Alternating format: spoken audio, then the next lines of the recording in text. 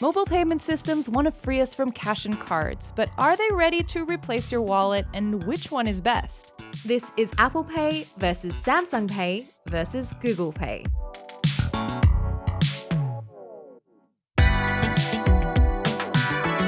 Apple and Google use NFC, or near-field communication, to make a payment where you tap your phone on a terminal. Most newer terminals come equipped with NFC, but not all. Samsung Pay uses NFC and a technology called magnetic secure transmission. When you hold the phone to a terminal, it sends a signal that simulates the magnetic strip on a card. This means it works with older terminals, and all three let you make a limited number of payments even when there's no signal. So I've been taking this test very seriously and only using mobile payments for about a month now, Lexi. But why is that? Because I lost my credit card. Aw. My physical credit card is nowhere to be found. I already memorized the numbers and I just haven't replaced it. So I've actually appreciated having the option to do either Google Pay or Apple Pay. But even in San Francisco, a city that you would expect to be ahead of the game in terms of NFC terminals, there's still a lot of merchants that don't take either form of payment. And that's the clear advantage with Samsung Pay is because of that MST, you're going to be able to use this pretty much everywhere. And especially if the merchant has been a bit slow in updating their terminals to NFC or contactless, you're going to be totally fine with Samsung Pay. Samsung Pay, even though it's worked 99 times out of 100 in all of the places I've tried it, there is that one time where it's a different kind of terminal. Maybe it's like an iPad-based system, something that's a little bit different.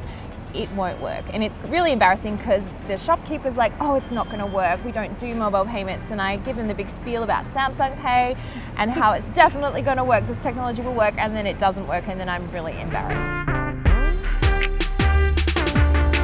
And they're not just on your phones. Apple Pay works on other Apple products like the iPad and Watch. Google Pay will work with newer Android phones and watches.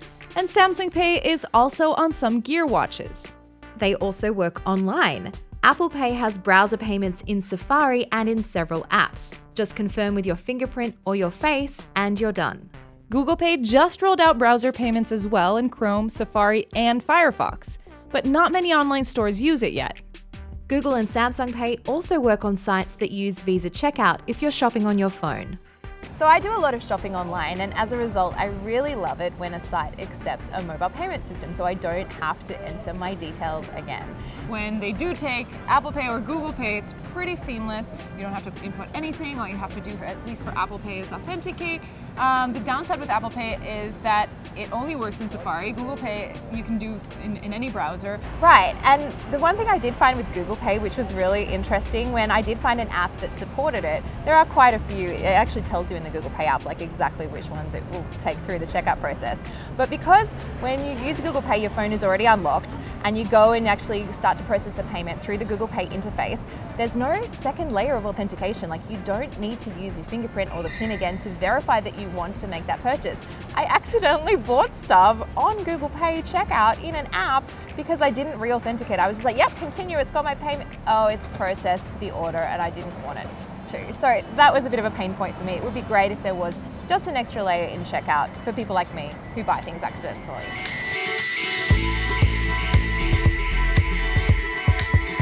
Apple Pay Cash lets you send money to friends through iMessage and split the bill. Google's version is called Google Pay Send.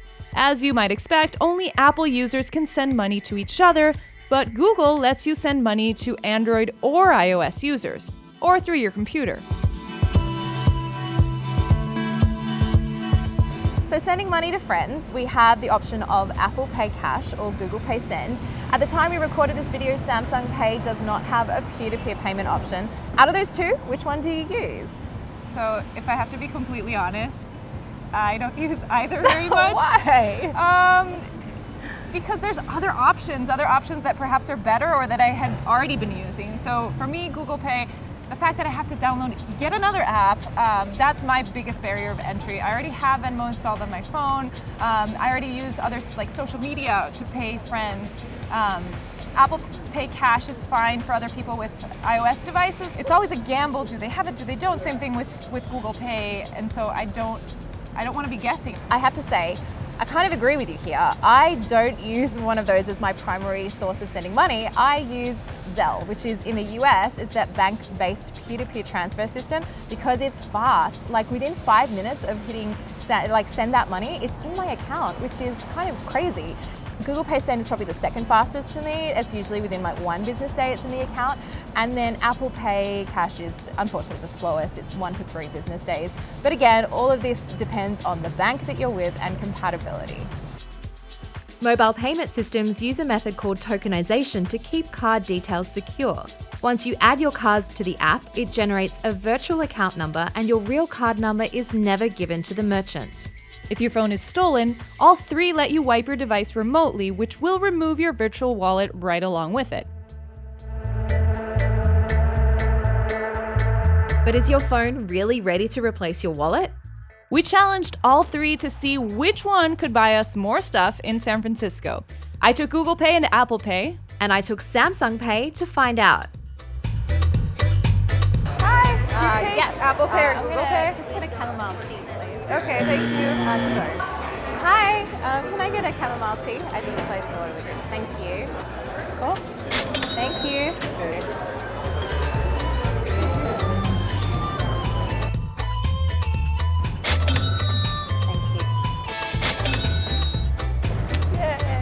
Finally!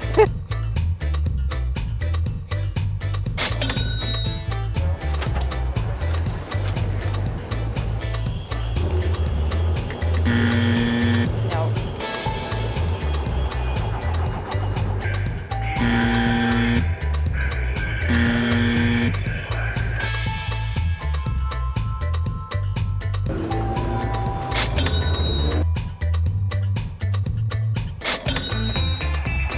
Thank you so much.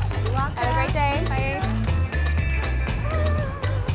So Vanessa, I think Samsung Pay clearly won this challenge. Yeah, it was not even a competition here. You have way more stuff than I do. I couldn't even get my morning coffee, which would have been pretty upsetting if I was relying on Google Pay and Apple Pay alone.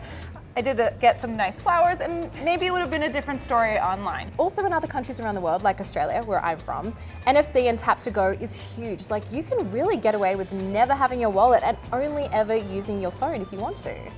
On the other side of the coin, there's El Salvador, where I'm from, where these type of payments aren't even on their radar, so we probably wouldn't have been able to buy anything. So at the end of the day, knowing the benefits of each, which one would you choose? Samsung Pay, definitely. I mean, I know it's only available on Samsung devices, but I think it's enough of a game-changing feature for me to totally get rid of my wallet if I don't want to carry it with me.